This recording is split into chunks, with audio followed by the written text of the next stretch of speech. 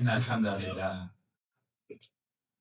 نحمده ونستعينه ونستغفره ونعوذ بالله من شرور أنفسنا ومن سيئات أعمالنا من يهده الله فلا مضل له ومن يضلله فلا هادي له وأشهد أن لا إله إلا الله وحده لا شريك له وأشهد أن محمدا عبده ورسوله يا أيها الذين آمنوا اتقوا الله حق تقاته ولا تموتن إلا وأنتم مسلمون يا أيها الناس اتقوا ربكم الذي خلقكم من نفس واحدة وخلق منها زوجها وبث منهما رجالا كثيرا ونساء واتقوا الله الذي تساءلون به والأرحام إن الله كان عليكم رقيبا يا أيها الذين آمنوا اتقوا الله وقولوا قولا سديدا يصلح لكم أعمالكم ويغفر لكم ذنوبكم ومن يطع الله ورسوله فقد فاز فوزا عظيما أما بعد فإن خير الحديث كتاب الله وخير الهدي هدي محمد صلى الله عليه وسلم وشر الأمور محدثاتها وكل محدثة بدعة وكل بدعة ضلالة وكل ضلالة في النار. أعوذ بالله السميع العليم من الشيطان الرجيم من حمزه ونفخه ونفثه.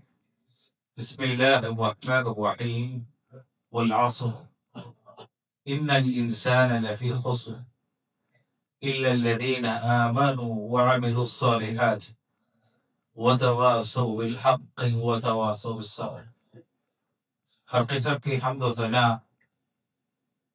تعریف و توصیف، عبادتیں رب العالمین خالق کائنات احکم الحاکمین معبود حقیقی کے لیے سزاوار. درود اور سلامتی نازل ہو ساری انبیاء پر اور خصوصاً آخری نبی محمد رسول اللہ صلی اللہ علیہ وسلم کی ذات مبارکہ پر صلوات ربی و سلام و برکاتہ علیہ. برادران اسلام، سورۃ العصر کی میں نے تلاوت کی. قرآن مجید کی ایک مختصر سی صورت ہے اور یہ صورت اپنے اندر انتہائی جامعیت اور معنویت رکھتی ہے. یہ اتنی اہم صورت ہے کہ صحابہ جب بھی ایک دوسرے سے ملاقات کرتے، سلام کرتے اور آپس میں الگ ہونے سے پہلے ایک صحابی دوسرے صحابی کو یہ سورت تلاوت کر کے سناتا ہے، سکھاتا. تو صحابہ کا یہ جو طرز عمل ہے، ملاقات کرنا، سلام کرنا اور جدا ہونے سے پہلے اس سورت کی تلاوت کرنا، اس سورت کو جو جامعیت ہے اور اس کی جو اہمیت ہے اس کو بتاتا ہے.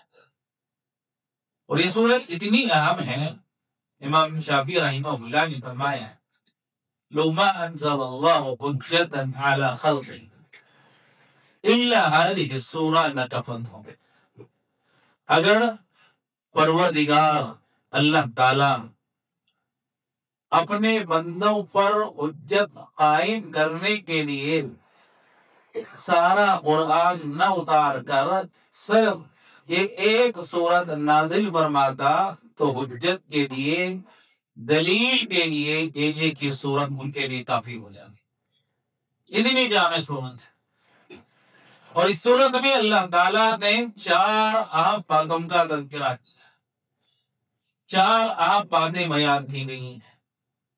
سب سے پہلے اللہ تعالیٰ نے زمانے کی قسم کھائی، والعصر قسم ہے زمانے کی. اور زمانے کی قسم اللہ نے کھائی ہے تو اس سے پتہ چلتا ہے کہ انسان کی زندگی میں وقت کتنا اہم ہے، وقت کی اہمیت کیا ہے. بسا اوقات انسان اپنے وقت کی اہمیت کو نہیں سمجھتا اور بیکار چیزوں میں اپنی جوانی کو گزار دیتا ہے۔ بڑھاپا آتا ہے تو بسا اوقات انسان ہوش میں آتا ہے، عبادت کرنے کی کوشش کرتا ہے لیکن طاقت نہیں، استطاعت نہیں ہوتی۔ سجدہ کرنا چاہتا ہے لیکن زمین پر اپنا سر ٹکا نہیں سکتا، رکوع کے لیے جھکنا چاہتا ہے لیکن اپنے گھٹنوں کو اللہ تعالیٰ کے سامنے جھکا نہیں پاتا۔ یہ صورت حال ہوتی ہے بڑھاپے میں۔ اسی لیے حافظ ابن حجر رحمہ اللہ نے کہا الزمن یسیر والعمر قصیر، انسان کو جو وقت ملتا ہے انتہائی مختصر ہے، یہ بہت کم ہے۔ انسان بڑھاپے کو پہنچ جاتا ہے اور اس کو ایسا محسوس ہوتا ہے ابھی میں چند دنوں پہلے جوان تھا، جوانی کا دور تھا، ابھی میرے پاس طاقت موجود تھی، لیکن جوانی گزار کر بڑھاپے کی عمر کو پہنچ کر پچھتانے سے انسان کو کچھ حاصل نہیں ہوتا۔ اس لیے انسان کو یاد رکھنا چاہیے کہ اللہ جو جوانی، جو طاقت، جو صحت اس کو عطا کیا ہے اس کو غنیمت جان لے اور اس وقت کو اللہ کی عبادت کے لیے مختص کر لے، خاص کر لے کچھ اوقات کو رب العالمین کی عبادت کے لیے۔ میرے محترم مسلمان دوستو، اللہ تعالیٰ نے زمانے کی قسم کھائی، اس کے بعد اللہ تعالیٰ نے فرمایا کہ سارے انسان نقصان میں، گھاٹے میں، خسارے میں۔ کون سے نقصان میں؟ دنیا کے بھی نقصان میں اور آخرت کے بھی نقصان میں۔ دنیا اور آخرت دونوں جگہ دنیا کے سارے انسان نقصان میں ہیں، خسارے میں ہیں۔ اس نقصان سے، اس خسارے سے اگر کوئی بچا ہوا ہے تو وہ لوگ جن کے اندر چار علامتیں، چار صفات پائی جائیں۔ کوئی نقصان سے بچنا چاہتا ہے، تباہی سے اپنے آپ کو بچانا چاہتا ہے، ہلاکت سے بچانا چاہتا ہے، دنیا اور آخرت میں سعادت کی زندگی پانا چاہتا ہے، تو یہ چار صفتیں اپنے اندر پیدا کر لے۔ چار صفتیں کیا ہیں؟ سب سے پہلی چیز اللہ تعالیٰ نے بیان کیا اِلَّا الَّذِينَ آمَنُوا، انسان ایمان والا بن جائے۔ ایمان اللہ کی راہ پر، ایمان اللہ کے انبیاء پر، ایمان اللہ کی کتابوں پر، ایمان اللہ کے فرشتوں پر، ایمان آخرت کے دن پر، ایمان اچھی اور پوری تقدیر پر۔ ایمان والا انسان بن جاتا ہے تو اپنے آپ کو خسارے سے بچا دیتا ہے، اور یہ ایمان گھٹتا بھی نہیں بڑھتا، اس میں اضافہ بھی ہوتا ہے، اس میں کمی بھی واقع ہوتی ہے۔ اللہ کی اطاعت سے ایمان میں اضافہ ہوتا ہے، معصیت اور گناہ کے کاموں سے ایمان میں کمی واقع ہوتی ہے، ایمان گھٹتا بھی ہے اور بڑھتا بھی ہے۔ لیکن بسا اوقات ایسے بھی ہوتا ہے کہ گناہوں کی وجہ سے دل سیاہ ہو جاتا ہے، مردہ ہو جاتا ہے، اچھی اور برے کی تمیز ختم ہو جاتی ہے۔ نتیجہ یہ ہوتا ہے کہ اچھے اور برے کی تمیز ختم ہونے کے بعد بسا اوقات دین اسلام کو ترک کر دیتا ہے، چھوڑ دیتا ہے۔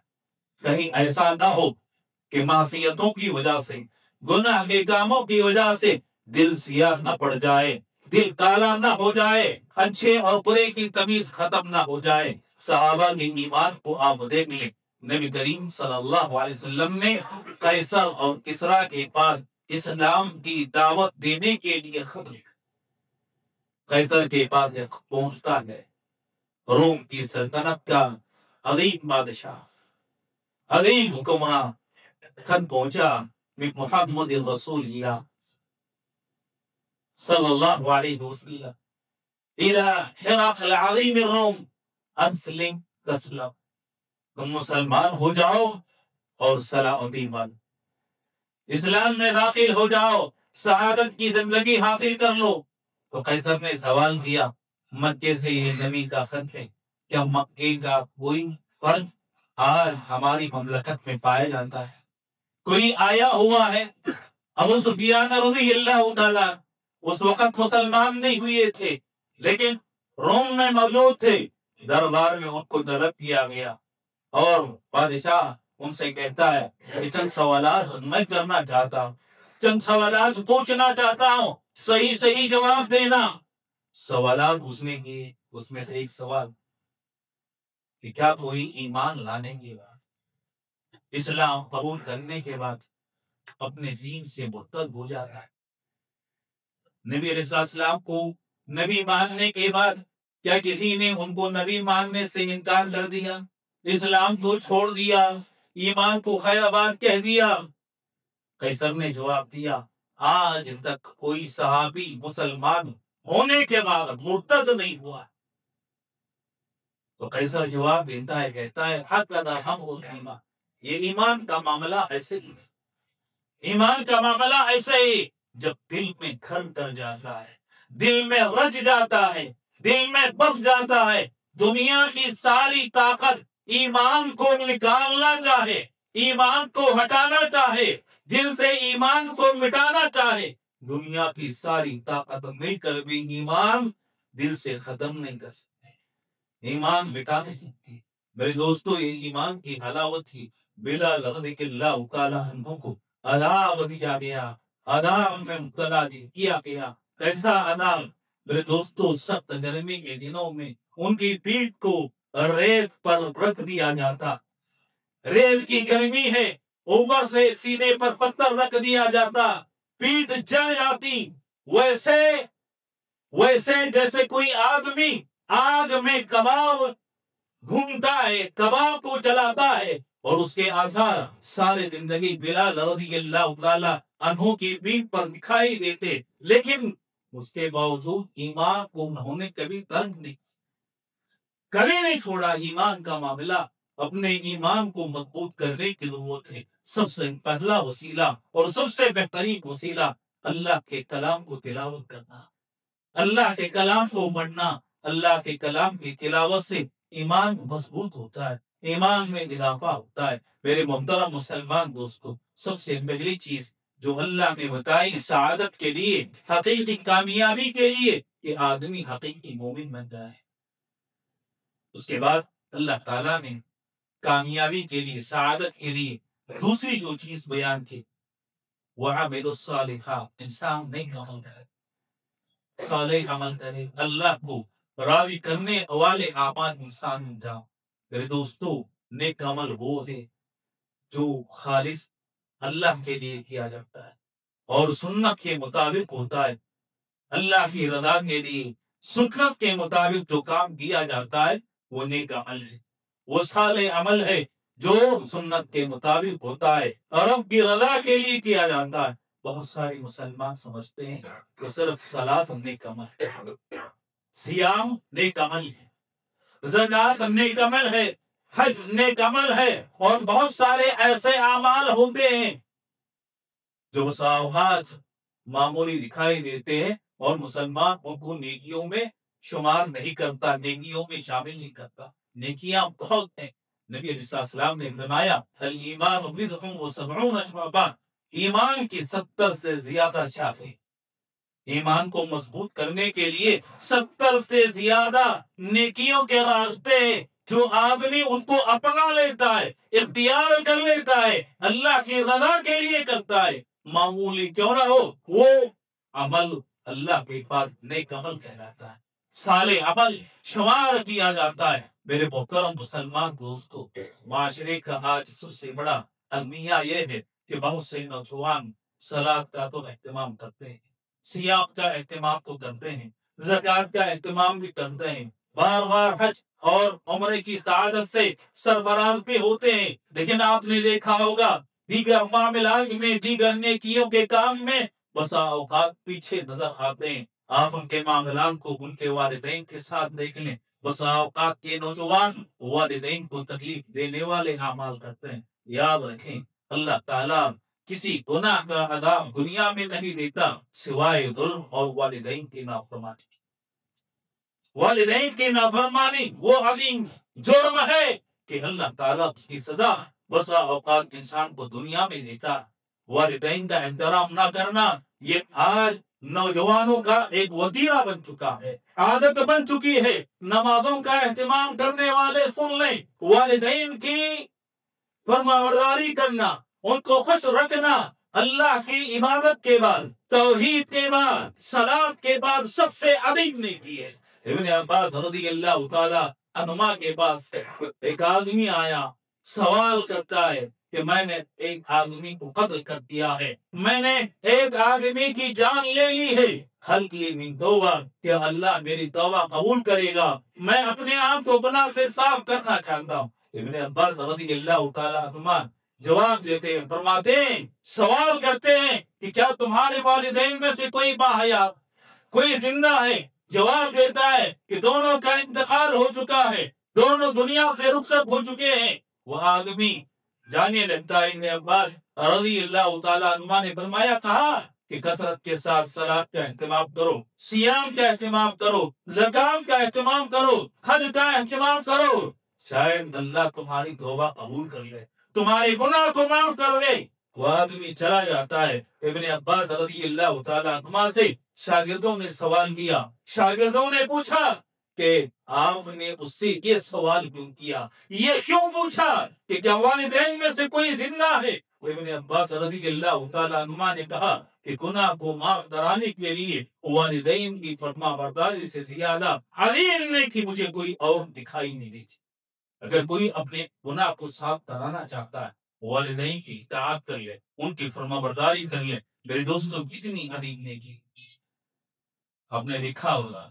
اللہ کے نبی علیہ السلام نے، ایک آدمی نے سوال کیا، پوچھا کہ میرے فرما برداری کا سب سے زیادہ حقدار کون ہے؟ کہا تیری ماں۔ دوسری مرتبہ سوال کیا، کہا تیری ماں۔ تیسری مرتبہ سوال کیا، کہا تیری ماں۔ چوتھی مرتبہ سوال کیا، کہا تیرا ماں۔ سب سے زیادہ فرما برداری کا اگر کوئی حقدار ہے ماں باپ ہیں۔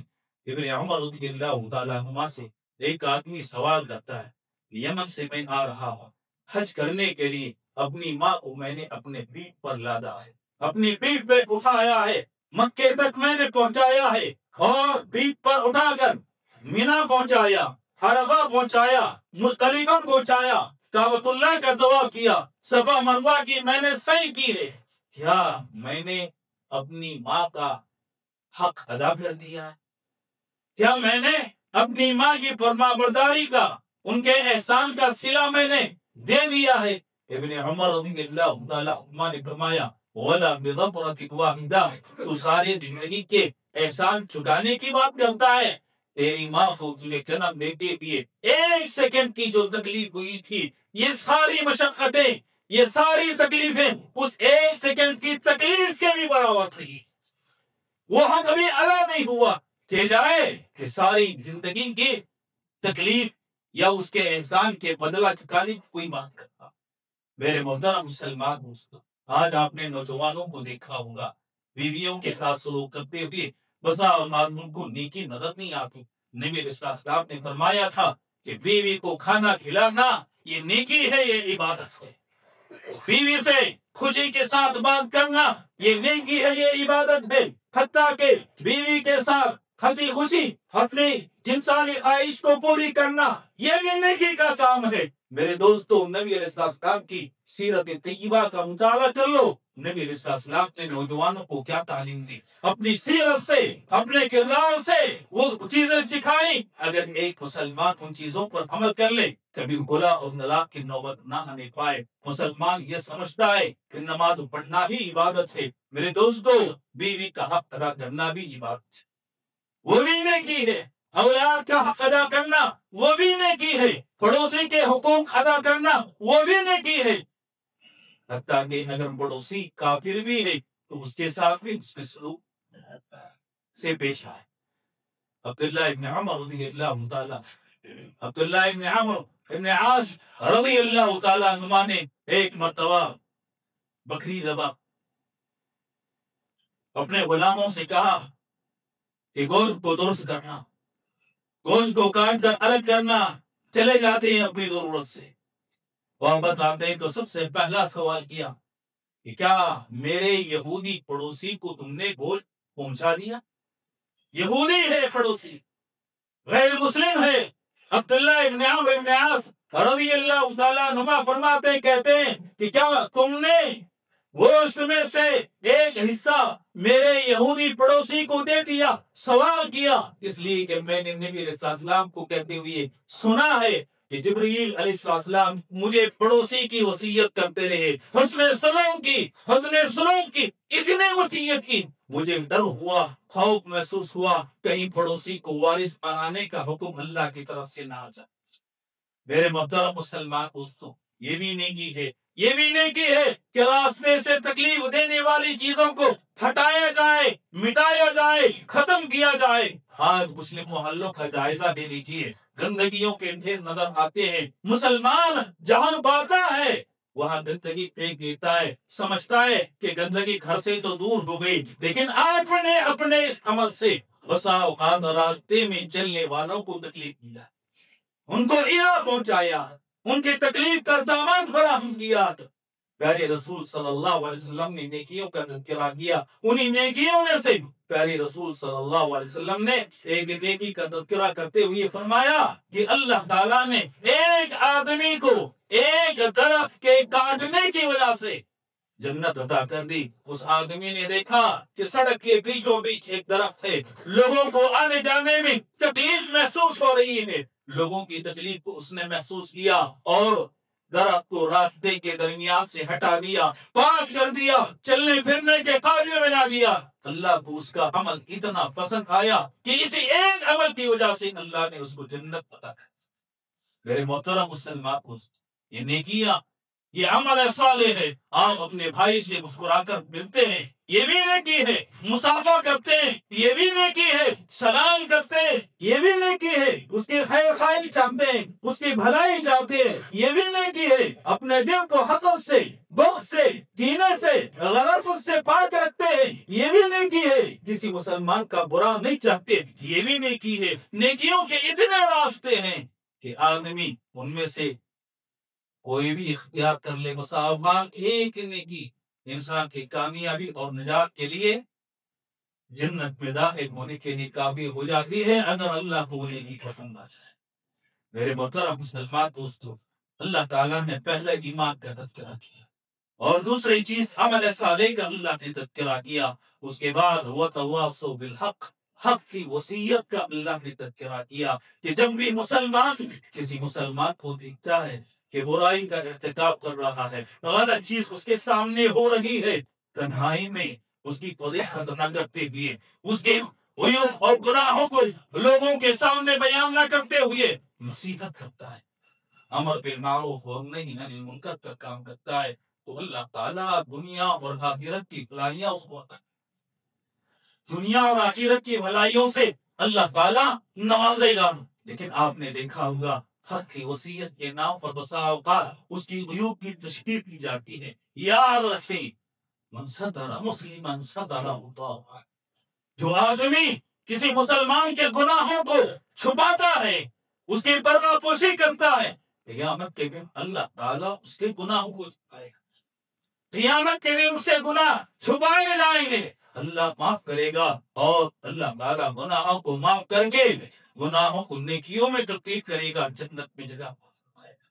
میرے محترم مسلمان دوستو, نصیحت اس کا نام ہے کہ آدمی خیر خواہی کے ساتھ مسلمان کی بھلائی کے لیے تنہائی میں اس سے نصیحت کرے. یہ نہیں کہ سارے لوگوں کے سامنے گناہوں کا اعلان کر کے فضیلت کا کام کرے. پیارے رسول صلی اللہ علیہ وسلم نے کبھی کسی کا نام لے کر آپ نے فضیلت کا کام نہیں کیا. آپ سمجھاتے, نصیحت کرتے, تنہائی میں بلا کر سمجھاتے. یہی صحابہ کا طرز عمل. وَتَوَاصَوْا بِالْحَقِّ, حق کی وصیت کرنا, اور حق کی وصیت کرتے ہوئے کوئی تکلیف ہوتی ہے تو اللہ تعالیٰ نے چوتھی چیز بیان کی, وَتَوَاصَوْا بِالصَّبْرِ, ایک دوسرے کو صبر کی تلقین کرتے ہیں, صبر سے کام لیتے ہیں. جب آپ حق بات سمجھانے کی کوشش کریں گے, بس آپ تکلیفیں آئیں گی, مشقتیں آئیں گی, آپ کو قتل کی کوشش کی جائے گی, آپ کو مارا جائے گا, آپ کو گالی دی جائے گی, آپ پر تہمتیں لگائی جائیں گی. لیکن مسلمان صبر سے کام لے, صبر کرے, ساری تکالیف کو برداشت کرے. کس کے لیے برداشت کرتا؟ رب العالمین کے, اس کے دین کے لیے, اس کے کلمے کو بلند کرنے کے لیے.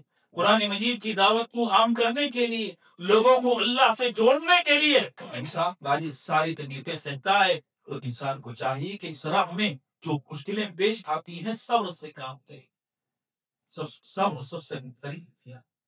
پیارے رسول صلی اللہ علیہ وسلم سے المؤمنین نے سوال کیا، پوچھا یا رسول اللہ صلی اللہ علیہ وسلم، آپ کی زندگی میں سب سے زیادہ تکلیف دینے والا دن کون سا، سب سے زیادہ مصیبت والا دن آپ پر کون سا تھا؟ پیارے رسول صلی اللہ علیہ وسلم نے فرمایا سب سے زیادہ تکلیف والا مصیبت والا دن میری زندگی میں وہ تھا جب میں اب یار لائف کے پاس دین کی دعوت لے کر مکے کے کافروں سے مایوس ہونے کے بعد پہنچا، دین کی دعوت اسلام سمجھائے، اس کو جنت کی طرف بلایا، جہنم سے بچانے کی کوشش کی، بجائے میری بات سننے کے اس نے تعین کے اوباشوں کو میرے پیچھے لگا دیا۔ پیارے رسول صلی اللہ علیہ وسلم فرماتے ہیں مایوس ہو کر میں وہاں سے نکلتا، میرے پیچھے بدماشوں کا ایک ٹولہ ہے، ہاتھ میں پتھر ہے، پتھر پیچھے نوجوان اس پر پھینکتے جاتے ہیں۔ آپ کو سبور کہ نبی علیہ السلام سید الاولین والآخرین، جن کو اللہ نے آدم کی اولاد کا سردار بنایا دنیا اور آخرت میں، وہ سردار راستے میں چلتے ہوئے جا، اس کے پیچھے بدماشوں کا ایک ٹولہ ہے، ہاتھوں میں پتھر ہے اور پتھر پھینکتے جا رہے ہیں، مارتے جا رہے ہیں۔ پیارے رسول صلی اللہ علیہ وسلم لہو لہاب ہو جاتے، یہاں تک کہ پیٹ سے رسنے والا خون آپ صلی اللہ علیہ وسلم کی جوتیوں میں جمع ہو جاتا ہے، جوتیوں میں اکٹھا ہو جاتا ہے۔ نبی علیہ السلام کے پاس اللہ تعالیٰ پہاڑوں کے فرشتوں کو بھیجتا ہے، جبریل امین علیہ السلام کہتے ہیں کہ اے نبی یہ میرے ساتھ پہاڑوں کا فرشتہ ہے، آپ حکم دیں دو پہاڑوں کے درمیان اللہ چاہے تو ان کو ہلاک کر دے، تباہ کر لے، آج یہ حکم کا انتظار ہے۔ نبی علیہ السلام نے فرمایا اللہم اہد قومی فانہم لا یعلمون، میں نہیں چاہتا کہ ہلاک ہوں، میں نہیں چاہتا تباہ ہو، اے اللہ یہ میری قوم کے لوگ جانتے نہیں، لا علم ہے، جاہل ہے، ان کو ہدایت دے دے، ان کو ہدایت دے دے، شاید ان کی نسل سے کوئی ایسا پیدا ہو جو تیری عبادت کرنے لگ جائے، تیری عبادت کرنے والے پیدا ہو سکتے ہیں، اللہ ان کو ہدایت دے، صحیح راستہ دکھا۔ میرے محترم مسلمان دوستو، پیارے رسول صلی اللہ علیہ وسلم کی اس عمل پر غور کیجیے کہ تکلیف میں ہونے کے باوجود نبی علیہ السلام نے اپنے قوم کے لیے کیا کیا ہوا۔ اور آج ہمارا طرز عمل چار چیزیں مختصر چیزیں، کوئی عمل کر لے تو میرے دوستو کامیابی ہے، والعصر قسم ہے زمانے کی، ان الانسان لفی خسر، سارے لوگ خسارے میں ہیں، نقصان میں ہیں، الا الذین آمنوا، سوائے ان لوگوں کے جو ایمان لاتے ہیں، وعملوا الصالحات اور نیک عمل کرتے ہیں، وتواصوا بالحق، حق کی ایک دوسرے کو وصیت کرتے ہیں، وتواصوا بالصبر اور صبر کی تلقین کرتے ہیں۔ چار چیزیں اپنا لیں تو کامیابی یقینی ہے اس کے لیے، وہ آدمی کامیاب ہو کر رہے گا۔ رب کریم سے دعا ہے کہ اللہ تعالیٰ ہم تمام مسلمانوں کو اس مختصر سی سورت کو سمجھنے، اس کی تلاوت کرنے اور اس پر عمل کرنے کی توفیق عطا فرمائے، اور اللہ تعالیٰ ہم سب کو دنیا اور آخرت میں کامیابی سے سرفراز فرمائے، جنت جگہ دے، جہنم اور قبر کے عذاب سے بچائے، آمین۔ وآخر دعوانا الحمد للہ رب العالمین۔